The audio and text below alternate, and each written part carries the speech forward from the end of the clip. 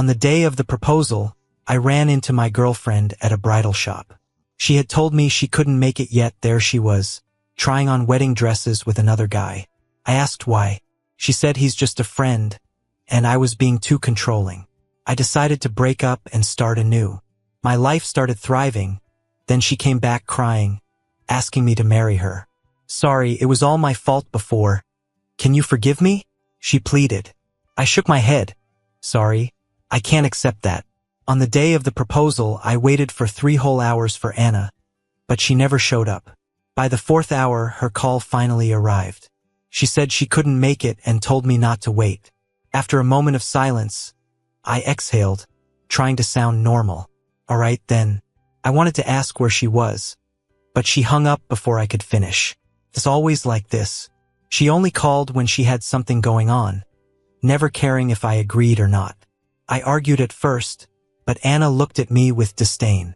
Nick, can't you stop clinging to me every day? I need my own space too, she'd say. Her life was hers, while mine revolved around her. Anna would say she loved me yet kept pushing me away. I was just a puppet in her hands. Any slight movement and my actions would be affected, and I never had the right to refuse. A few tears, a little bit of grievance. I'd forget everything before in an instant. I loved her so much that I'd rationalize her every action, seeing them through a filter named love. But it was all fake, and eventually the filter shattered. As time went by, Anna's temper worsened and she grew more distant. She stopped coming home, spending nights out with friends, and I just guarded an ever-dark phone at home. Every message from Anna felt like a blessing to me back then. We had another fight recently because I called her at a party. She said I embarrassed her. This minor issue led to a week-long Cold War, and Anna demanded I show an attitude or she'd never come home. In desperation, I thought of proposing. She often said she felt insecure and couldn't see a future for us. So I would hand it to her directly. But Anna didn't show up. She wouldn't even give a reason. I stayed till the restaurant closed before leaving heavily. Passing by a bridal shop, I walked in on impulse, intending to look once more at the wedding dress Anna liked. But the spot was empty. I called to a shop assistant. Excuse me, where's the dress that was here? Sorry, sir, a customer is trying it on right now. You might want to wait a bit. I nodded, sat in a corner, and started taking pictures of all the dresses to send to Anna. I'm at the bridal shop, want to come? You can try on the one you liked. Before I finished typing, a voice came from the dressing room. Charles, does this look good? That voice was too familiar because it had sounded in my ears countless times. I got up and hurried to the dressing room, my fists trembling. The shop assistant blocked my way immediately. Sorry, sir, you can't go there. You might disturb other customers. I pushed her aside gently. Sorry, I'll make any compensation necessary. But I yanked back the curtain before she finished, and a scream resonated. Who? What are you doing? Nick? Why are you here? Turns out it was exactly as I thought. Anna was trying on a wedding dress inside. Beside her was a man in a suit, his hand on Anna's chest. I suppressed my anger. Anna, trying on a wedding dress with another man? Is this what you call urgent? Anna was afraid of causing a scene and tried to change and pull me out. I shook off her hand. Why leave? Can't we discuss here? Nick, it's not what you think. There are so many people, could you? I cut her off. Lots of people, perfect for witnessing this. I glanced around the room, my gaze landing on the somewhat familiar man. I'm Nick, Anna's boyfriend, and you are? Anna grabbed me and dragged me outside before he could answer. Nick, what are you doing? Are you crazy? She, as always, accused me before I could speak. I looked at her mockingly, just asking, how is that crazy? You bailed on our meeting to try on wedding dresses with someone else. Isn't it you who's lost it? Before you point fingers, care to introduce who's your company? Anna's expression shifted, subtly blocking the man behind her. Then she turned. You go back first. I can handle this alone. Once he left, she forced me onto a bench by the river. Nick, he's a childhood friend. Today I was helping him with the dresses.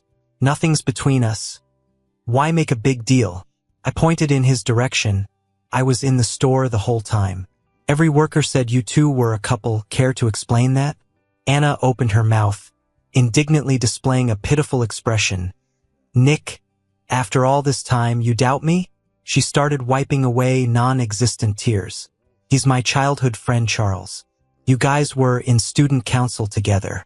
It's been a few years. How could you not remember? Nick, if you're trying to embarrass me in public, you've succeeded. Are you happy now? I listened to those all too familiar words, feeling unruffled inside. It's the same thing every single time. Even when Anna messes up, she always acts like the victim in front of me, just to mess with my feelings. I used to work late and often stayed at the office until midnight. To not bother her sleep, I'd crash at work. Even though I'd always let her know in advance and she'd approve, I'd still face complaints the next day at home. Nick, is your job more important than me? You know I get insecure easily. Why can't you just be there for me? So I started bringing work home. But when that happened too much, Anna got annoyed again. Nick, home is for rest, not your office. Why do you immediately lock yourself in the study once you're here? No matter what I did, she'd always find something to criticize. And if I showed any doubt, she'd sit and cry quietly. Fine, I get it. You have so many things that matter more, and I'm always last on the list. Before long, she started punishing and threatening me on purpose. She wouldn't come home at night, ignored my calls, and never responded to my messages. She grew cold. I'd get worked up, call her out, and wouldn't even get an explanation. You don't care about me, so what's the point of coming back? Whenever I'd hear that, I'd drop everything to find her, to bring her home. And Anna would just enjoy it all. With just a few words, my emotions would be all over the place, and I'd lose myself in the process. She knew that the minute she shed a tear, I'd give in. But people get tired and they can become numb. Her actions just wore down my feelings until there was nothing left. Now, looking at Anna sobbing, I felt no sympathy, just endless annoyance. She sat crying on the bench, and I had enough. So I got up. If you like crying so much, go ahead. Let's talk when you calm down. I'm out. That was the first time I left Anna like that. Walking by the river all the way home, her image kept flashing before me. We had our first official date, our first kiss, and the first time going home together by that river. Back then, I just settled into my job and couldn't resist sharing it with a girl I'd liked for so long. Anna, standing in the sun and breeze, congratulated me with a smile. Seeing her gentle eyes, I found the courage to confess. She didn't agree right away, but asked for some time to think it over. 3 days later, she nodded, becoming my girlfriend. Our relationship was like anyone else's, sweetness mixed with small arguments and compromises. I'd always be the first to apologize. Over time, things twisted. My apologies became her way of controlling me. At first, I didn't mind. I loved her, so I forgave everything. But her unreasonable behavior only worsened. She started interfering with my work and blocked my interactions, even with just colleagues. You promised you'd only like me. I can't stand anyone else diverting your attention from me. I know I'm over the top, but it's all because I love you. I feel so insecure and need to tie you down. If my love's overbearing, just tell me, and I won't bother anymore. After she spoke, she covered her face and wept in silence. Her tears slipping through her fingers weakened me. I gently took her hand and said, I understand. It's all okay. From then on, she used that line on me. When she'd stand me up and party all night, or when male admirers approached her, though she wasn't actively encouraging. Later, she'd even stop letting me know where she was. My proposal was a last-ditch effort for both of us. Sadly, she never showed up. That was it. Let's end things here. I came home, cleaned up, and then just sat on the couch in a daze. Even with my decision made, seeing the plants around the house brought a bitter sting. This was our home for so long, filled with memories of our relationship. The chopsticks were her style, the kitchen was my taste, succulents were mine, orchids were hers. We'd dream about the future on the balcony, about a cat and a dog, but all that's gone with Anna's betrayal. At 2 a.m., I heard the door. Anna finally came back, eyes swollen. She looked surprised to see me on the couch. then sat cautiously beside me. "Why aren't you sleeping? Were you waiting for me?" She started tearing up again. I detached myself from past feelings. I wasn't waiting, just thinking things through. "What did you figure out?" I got up, not looking back. "You'll find out soon enough." Anna seemed momentarily stunned, maybe not believing that I'd ever had the backbone to say that. Who knows how long it took, but Anna eventually went to bed, shutting the door hard to show her displeasure. Next morning, Anna was already gone. I glanced at the calendar. It noted she'd be on a business trip for 3 days. I wrote that memo. I had taken time off long ago to drive her to the airport, but now that she went alone, I felt relieved. Got dressed and headed to the park for a jog. Even after running laps and resting on a park bench till noon, no calls from Anna. It dawned on me having this kind of easy, free time was like a distant memory. From the day we started dating, I had always followed Anna's lead.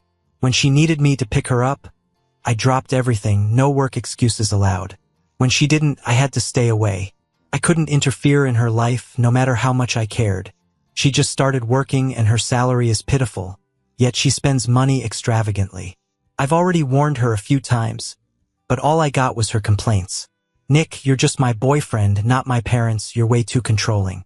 She often lacks boundaries with other guys, and when I point it out, she thinks I'm being controlling. "Nick, I'm a person, not your accessory. Can you stop using your theories to educate me?" When she said these things, she never realized she was exactly the kind of person she claimed to dislike. Out of love, I put on rose-colored glasses and saw those words as caring for me.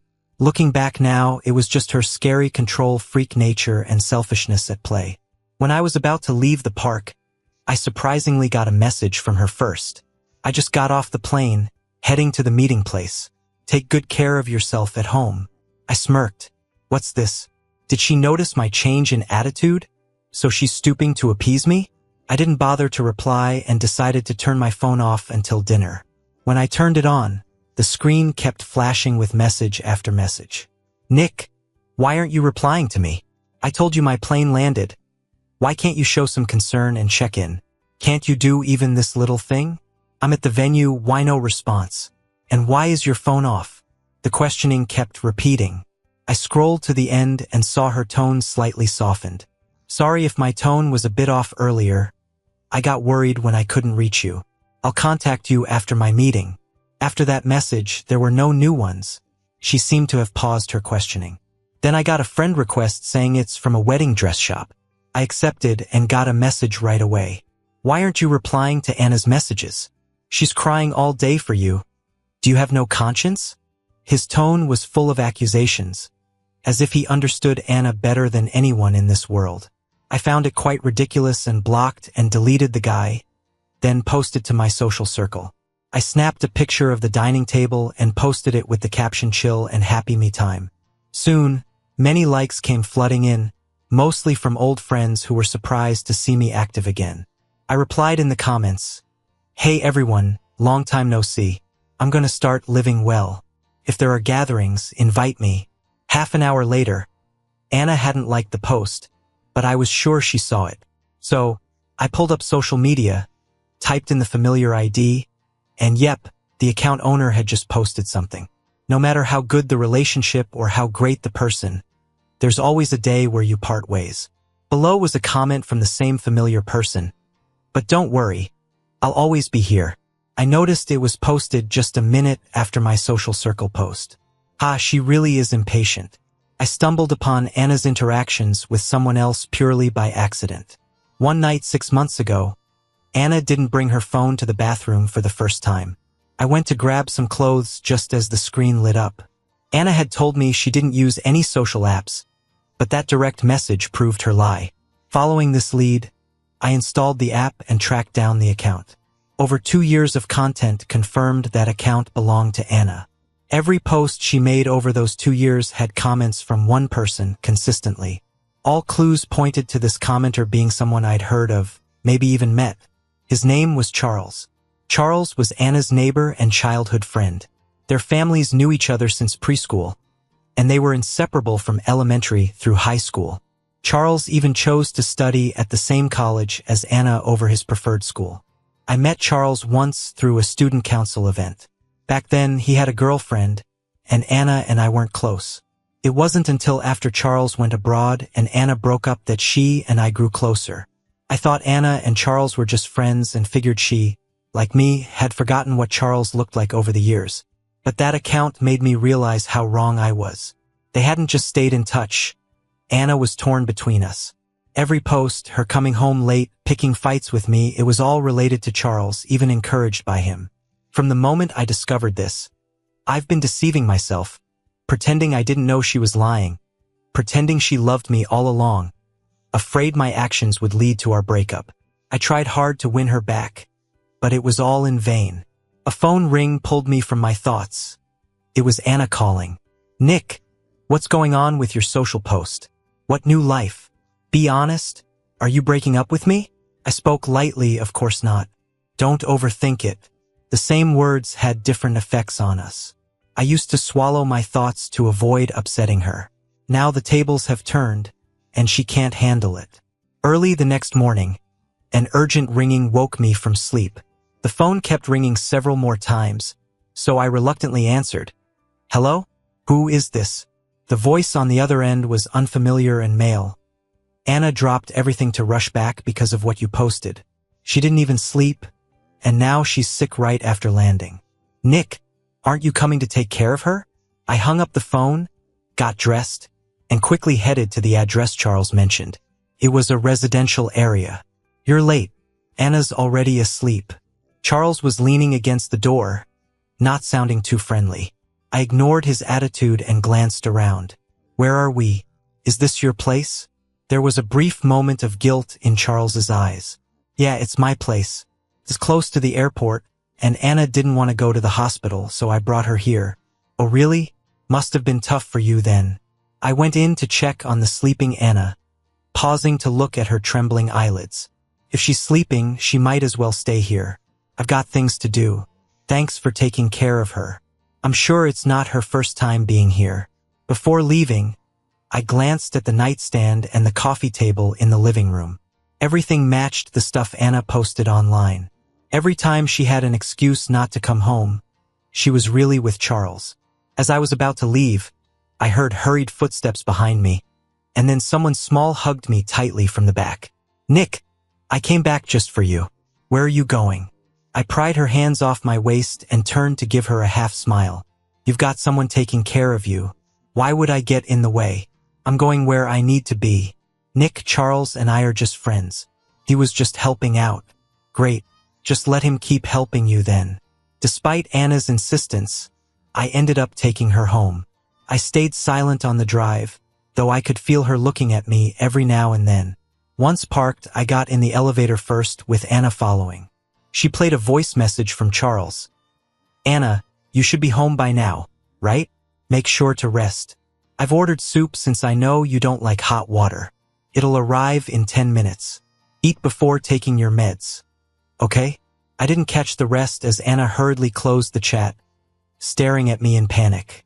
"Nick, it's not what you think with Charles and me. We're just friends, really.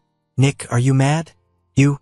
She followed me from the elevator to the bedroom, blocking my way, demanding an explanation. "Nick, I came home all this way for you. Why can't we just talk it out? Why are you treating me like this?" I rubbed my forehead, realizing things wouldn't settle unless I cleared the air. So I started. "First, I'm not interested in your relationship with Charles. I don't care and I'm not mad. That's your business. Second, coming back was your choice, not mine. Don't make it sound like I forced you.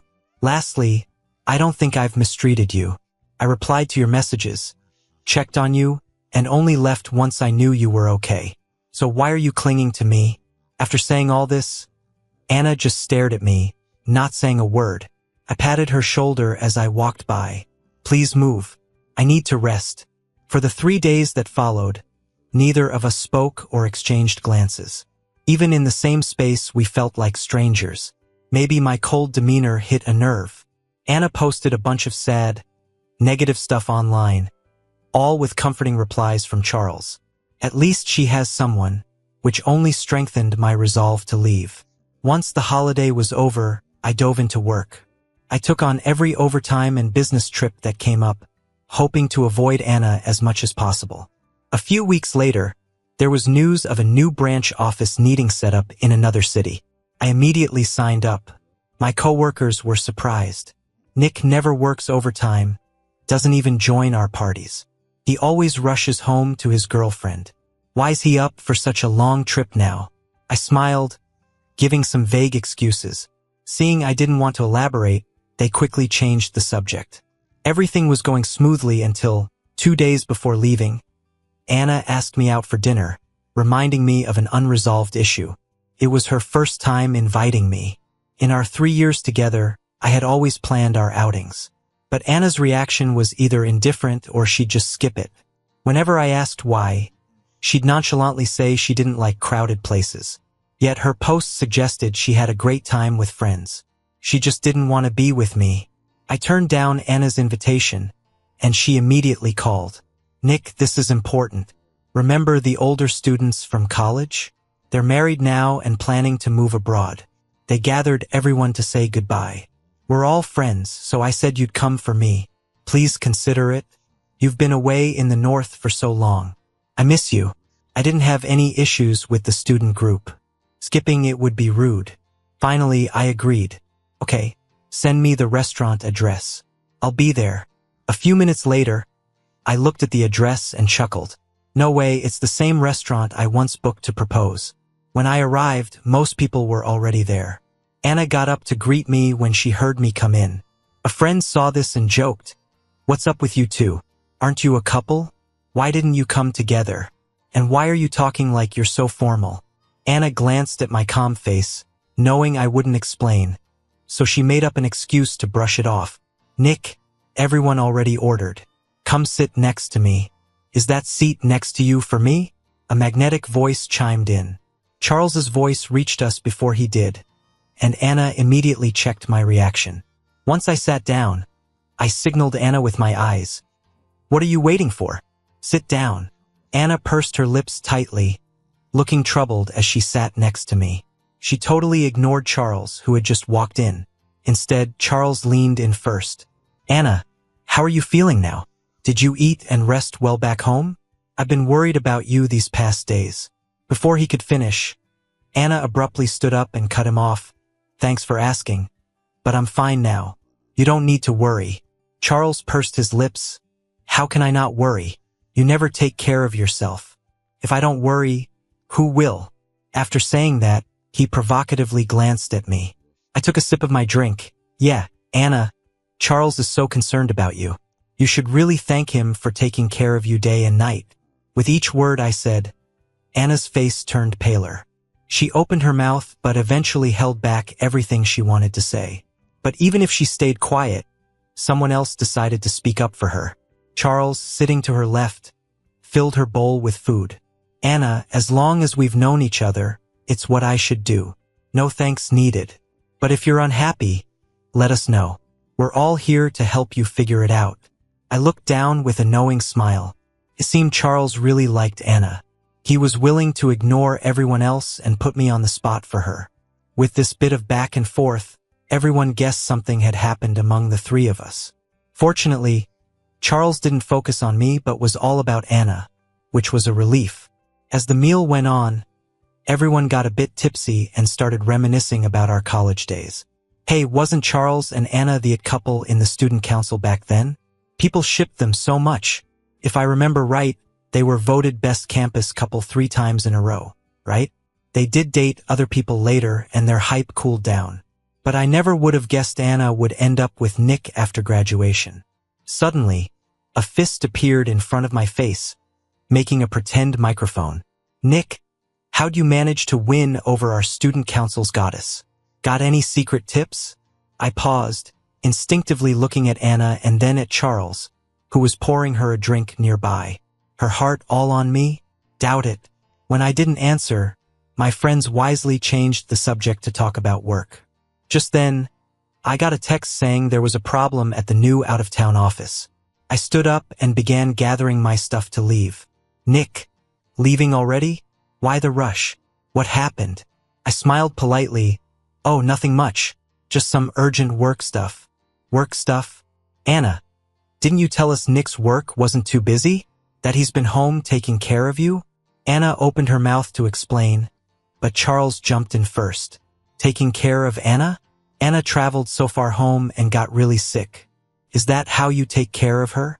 Does your job mean more to you than Anna does? He didn't hold back, clearly showing whose side he was on. Seeing how everyone was looking at the three of us, Anna couldn't take it anymore. Charles, shut up. It's between me and Nick. None of your business. Charles's voice suddenly rose, pointing at me. Anna, you're snapping at me? For him? The room instantly got awkward. Knowing he misspoke, Charles sat silently in a corner, showing his back to everyone. Anna glanced back and forth between me and him before finally walking over to me. Nick, if you're in a hurry, let's leave. As she talked, she reached for my arm. I chuckled softly and discreetly pulled it away. No need. You hardly get to see everyone. Stay and enjoy. Besides, someone else seems eager to take care of you. Anna's face turned ghostly pale. She leaned in and whispered, Nick, can we talk about this at home? There's nothing between Charles and me. Annoyed, I raised my voice. Anna, I've heard enough. How many times are you going to say this? Hearing this, Charles walked over to Anna. Nick, Anna and I are childhood friends. Everyone knows that. What do you mean by what you just said? You both know exactly what I mean, so there's no point in repeating myself. Bye. Once home, I started packing my things to move to the employee housing at the out-of-town branch. But to my surprise, Anna, who usually sided with her childhood friend, came back. She looked at the clothes scattered on the bed, her voice trembling. Nick, what are you doing? I'm packing. Isn't it obvious? Anna rushed over, pressing down on my hand. This is our home. Where are you moving to? I pried her fingers off one by one. The company set up a new branch. Naturally, I need to be there. Nick, what am I going to do now that you're gone? Can you really leave me alone at home? You promised you'd be good to me, said you'd always love me. When I heard that, I let go, and the suitcase hit the ground hard, echoing in the living room. Yeah, I said I'd take care of you, that I'd never leave. I did all that. But Anna, what about you? I opened that app in front of her, scrolling to the end of the updates. While I was planning our future, you never even had a place for me in your heart. I did love you, but that was the past, not now. I don't need half-hearted love. Anna, let's break up and never see each other again. Seeing how firm I was, Anna didn't try to change my mind. She let go and slowly sank onto the couch. You catch colds when you pull all-nighters. Remember to take your meds. Stop staying up late. I'll send you the brands of shampoo and body wash you prefer. I held up my phone, pointing to a name in the blocked list. No need to send it, really isn't necessary. As for those things you mentioned, I've already changed those habits. I stayed up late so you'd have a hot meal when you got home, and caught a cold, 'cause you pulled me up to work when I wasn't fully better. Those toiletries, Anna, I switched them ages ago. You just never noticed. Anna opened her mouth, but the words turned into a long sigh. This time moving out was way smoother than I expected, and Anna never showed up, even when I got settled into my new routine. After a while, I heard she started dating Charles, but things were rough. She kept spending big, and Charles was a spender too. They blew through their savings fast. Without money, they started breaking up a lot, making mutual friends miserable. 2 months later, I got a call from a strange number. Nick, it's your senior from college. We met at that restaurant gathering. I gotta tell you something. Anna and Charles broke up. I was surprised but calm. Hey, her life ain't my business. I was about to hang up, but she stopped me. Wait. Anna wants to see you one last time. After that, she promised she wouldn't bother you again. Couldn't say no. I didn't listen, just hung up and blocked the number. Didn't expect she was so persistent. Next day, as I got to work, there she was waiting outside, with a tense expression. Out of courtesy, I ended up at a nearby cafe with her. I sat down, and she handed me her phone. There was a picture. I'm still just relaying messages for Anna. She's not doing so well, wants to see you. I looked at the photo, her pale wrist covered with scars, some old, some new. Sorry, we're done. Not seeing her. Right after I said that, a familiar voice chimed in. Nick, I know you won't see me, so I came myself. It was Anna. After my senior left, Anna showed me her chat history with Charles. After we split, I thought hard. Realized you were always looking out for me. I blew it. I was all about Charles. Thought his sweet talk was real. Turned out he lied about everything, even studying abroad. He was just running scams. As she talked, she covered her face. He took all my money and disappeared. Even after reporting to the cops, who knows when I'll get it back. I even deleted that account you found. If you stay here long term, I'll switch jobs, move close, and take care of you. Nick, it's been months. I've changed everything you disliked. Please give me another shot, okay? We're still young. It's not too late. Her voice was full of desperation. Being with her for so long, it was the first time I'd seen Anna so humble, doing what I'd done countless times before. Taking a sip of my coffee, I let its warmth and bitterness draw me from memories. Is that all? You went through a lot to see me just to say that? Anna instantly panicked. What do you mean? Nothing much. Just finding it a bit funny that I was ever so into you. Anna, I knew from the start you approached me with an agenda. I just didn't mind. I know Charles was everything you imagined in a boyfriend, but his family situation wasn't great, and he knew you too well. You only dared to use him cautiously, but you couldn't control him at all. Later, you found my situation decent and my job good, so you'd show up in front of me often, giving me obvious hints. But I didn't care because I liked you at the time. You made your decision when Charles went abroad. You were sad, and I happened to confess my feelings to you, so you agreed. But you didn't expect Charles to completely change and no longer be the childhood friend you once looked down on. So you actively reached out to him. You wanted some excitement but couldn't let go of the stable life and my care. So you kept swinging between the two, leading to where you are now. You brought this upon yourself. Anna, stop being naive. Not everything can be forgiven with a simple apology. In desperation, Anna grabbed my wrist. So, Nick, can you tell me what would make you forgive me? Why don't we get married right away? Okay? I won't interfere with you anymore. I'll do anything for you. Just please forgive me. Okay? I'm at my wit's end. No, I won't marry you, Anna. We're done. I don't love you anymore. Without hesitation, I got up and left, giving her only my back to look at. As I got into the elevator, I happened to run into a colleague who just transferred over. Nick, I heard you got promoted again in just a couple of weeks. Are you gonna celebrate? I smiled and waved it off.